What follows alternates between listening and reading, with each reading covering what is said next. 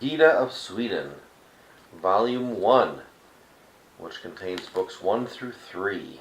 Mercy and Justice, referring to the page numbers of this volume. Page 60. I will now show you what these images mean. The castle I spoke about is the Holy Church, which I built with my own blood and that of the saints. I cemented it with my charity, and then placed my chosen ones and friends in it. Its foundation is faith. I mean the belief that I am a just and merciful judge. The foundation has now been understood because everybody believes and preaches that I am merciful, but almost nobody believes me to be a just judge. They think of me as a wicked judge. A judge would indeed be wicked if, out of mercy, he let the wicked go unpunished, so that they could further oppress the righteous.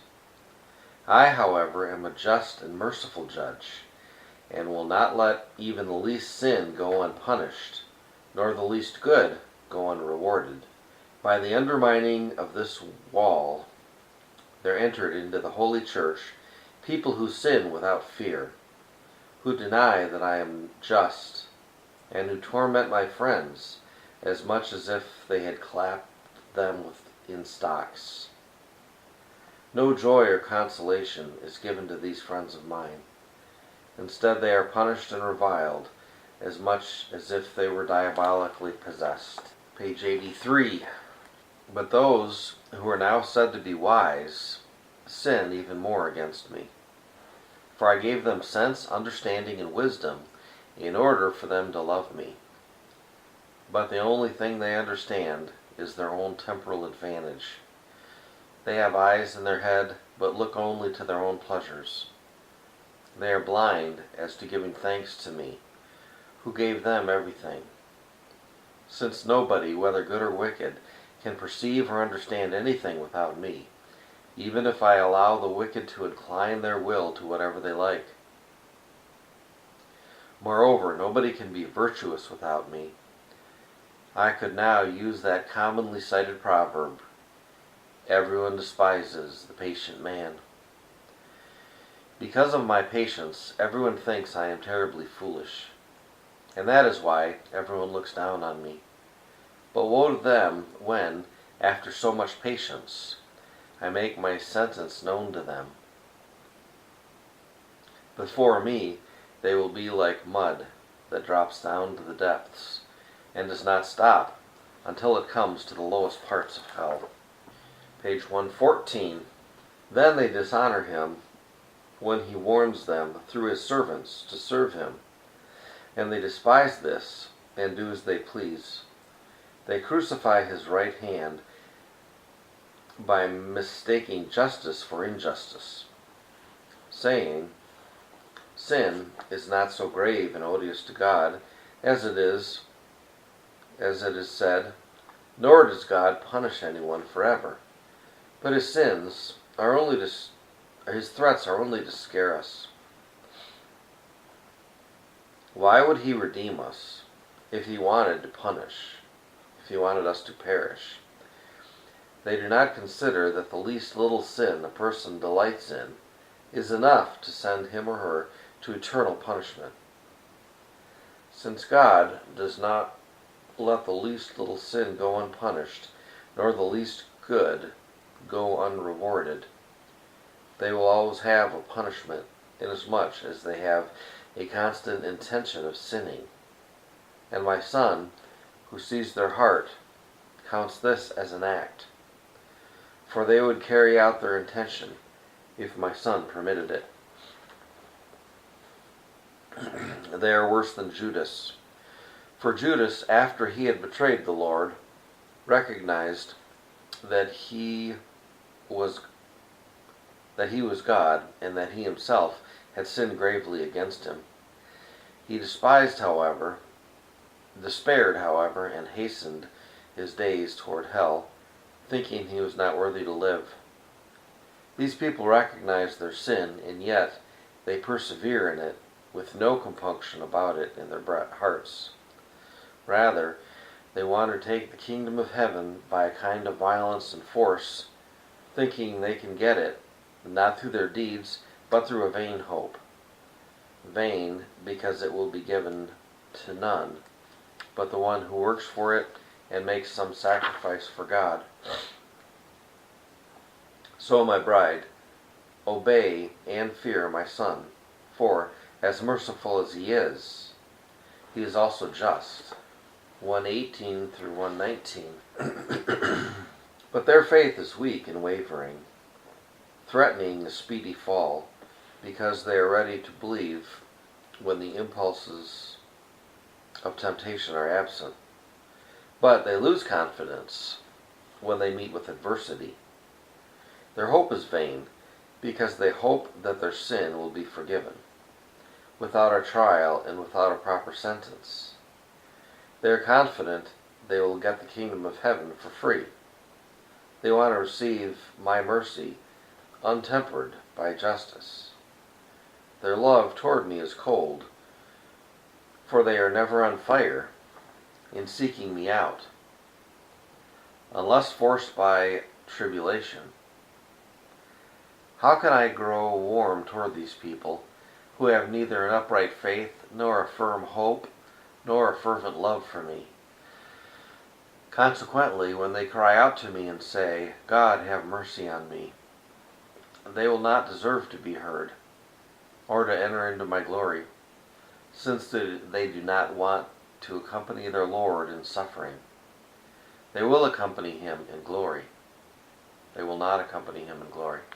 No soldier can please his Lord and be welcomed back into favor after a lapse, unless he first humbles himself in order to make up for his disdain. 129. They answered him, just as the entire world perished at the beginning of the world by the waters of the flood, so too now the world deserves to perish by fire, since iniquity and injustice are more abundant now than then. The Lord answered, since I am just and merciful, and render no judgment without mercy, nor mercy without justice, once more I will send my mercy to the world, due to the prayers of my mother and my saints. If they do not want to listen, there will follow a justice that is only much the more severe. 205. If you have any sense, remember that I have been patient with you, and that you have insulted me in a way you yourselves would never tolerate. However, although I can do all things by reason of my omnipotence, and although my justice cries out to be revenged upon you, still my mercy, which is in my wisdom and goodness, spares you. Therefore, ask for mercy. In my love, I grant that which a person asks for me in humility. And finally, 3:15. The third city is the city of sorrow. This is hell. Here one finds a love for every kind of evil and impurity, a love for every kind of envy and obstinacy. God governs this city well. This he does by means of balanced justice, the due moderation of punishments, the restraint of evil, and the fairness of the sentences that takes each sinner's merits into account. Some of the condemned are greater sinners, others lesser. The conditions for their punishment and retribution are set up accordingly. Although all the condemned are enclosed in darkness, not all of them experience it in one and the same way. Darkness differs from darkness, horror from horror, hellfire from hellfire. God's rule is one of justice and mercy everywhere, even in hell. Thus, those who have sinned deliberately have their particular punishment. Those who have sinned out of weakness have a different one. Those who are being held only because of the damage done by original sin have a different one again. While the torment of these latter consists in the lack of the beatific vision and of the light of the elect. Still, They come close to mercy and joy in the sense that they do not experience horrible punishments, since they bear no effects of any evil deeds of their own doing. Otherwise, if God did not ordain the number and limit of the punishments, the devil would never show any limits in tormenting. The Revelations of St. Brigida of Sweden, Volume 2, covering books 4 and 5, reading from page 123. Sometimes mercy can be a vice, namely, when it is practiced merely to please people.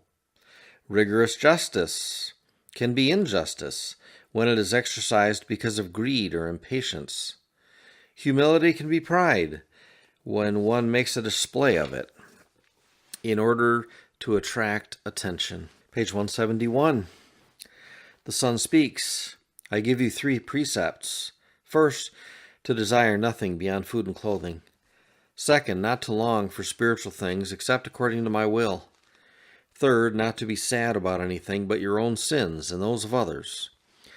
If you do feel sorrow, consider then my strict judgment, which you can fear and ponder from the case of a certain man who has already received his sentence. He entered the monastery with 3 intentions in mind. He did not want to have to work, and he did not want to have to worry about food.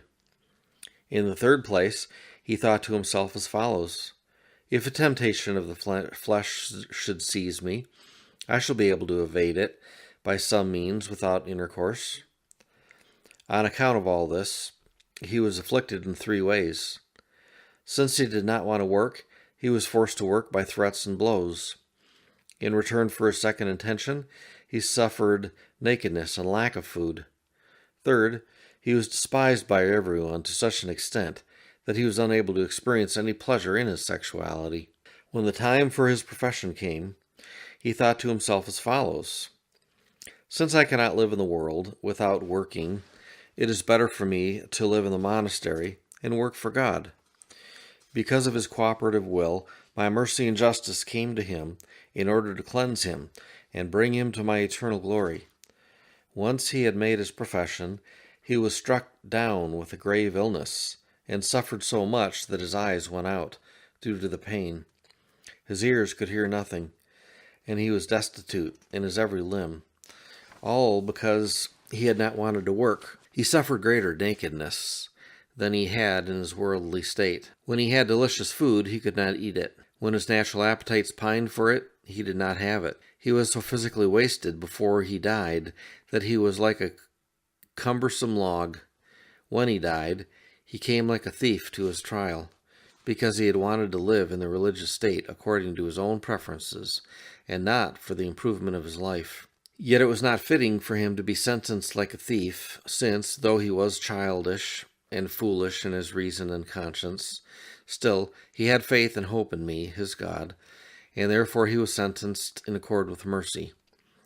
Because his sin could not be fully purged by means of his physical punishment, his soul is now being so severely punished in purgatory that it is as though his skin had been peeled off and his bones placed in an oil press, so as better to squeeze the marrow out of them. How these people will suffer who have spent their entire lives in sin, and who never did or willed anything to the contrary. Woe to them, for they say to me, why did God die, or what use was there in his death? This is how they repay me for redeeming them, and saving them, and giving them health, and all that they need. I shall therefore seek judgment from them, because they have broken the faith that they pledged to me in baptism, and because they do wrong at every day, and scorn my commandments. I shall not let their least little dereliction of judgment, of religious duty, go unpunished. Explanation. This brother had a secret sin and never wished to confess it. On the command of Christ, Lady Brigida went to him and said, do more diligent penance, for there is something hidden in your heart, and as long as you keep it shut up, you will not be able to die. He answered her that there was nothing that he had not made known in confession. But she said, examine your intention upon entering the monastery, and with this, what intention you have lived up to now, and you shall find the truth in your heart. Then he broke into tears and said, "Blessed be God who has sent you to me. Now that you have spoken of my secret, I am willing to tell the truth to those listening. I do have something hidden in my heart that I never dared nor could bring out. As often as I had repented in confession of my other sins, my tongue was always tied about this one. An exceedingly great shame took hold of me, and I could not confess the secret remorse of my heart. Each time I made confession of my heart, I invented for myself a new conclusion to my wording. I used to say, 'Father, I confess my guilt to you concerning all the sins I have mentioned, and even any others that I have not mentioned.' I thought that in this way all my hidden sins would be pardoned. But now, my lady, if it please God, I will gladly tell the whole world about it, about all I have concealed in my heart for so long a time." A confessor was called, and he made a complete and tearful declaration of his sins. He died that very night. Page 178. Even so do the Christians scorn me, for they regard as meaningless everything I have done and endured for them out of love. They trample me down each time they fear and venerate man more than me, their God. Each time they court my judgment for naught, and fix the time and measure for my mercy according to their own conceptions. They strike me in the teeth whenever, having heard of my commandments and suffering, they say, "Let us do whatever delights us in the present, and we shall obtain heaven none the less." Since, then, I appear as a worm to them, I will now come to life again through my terrible judgment. My coming will be so terrible that those who see it will say to the mountains, "Fall upon us, cover us from the wrathful face of God." Page 189 and 190. He makes him blind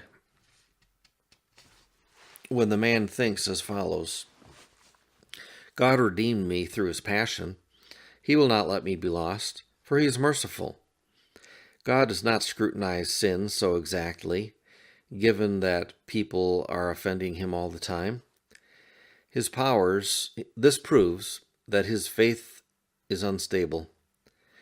Have him search my gospel, then, to see what account I shall demand of words, and how much greater an account of deeds. Have him also search there to find out that a rich man was not buried in hell because of theft, but because of his misuse of the wealth granted to him. Again, the devil makes him mute when the man hears the example and words of my friends, and then says, "Nobody can live like that nowadays." This proves that he has very little hope. I am, of course, the one who has given my friends the ability to live thus decently and chastely. I can also give him a like capacity, if he would only place his hope in me.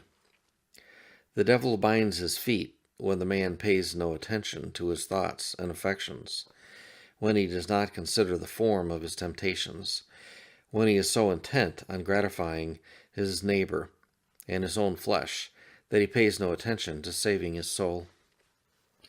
However, I would run to meet him as a father, if he would but turn toward me.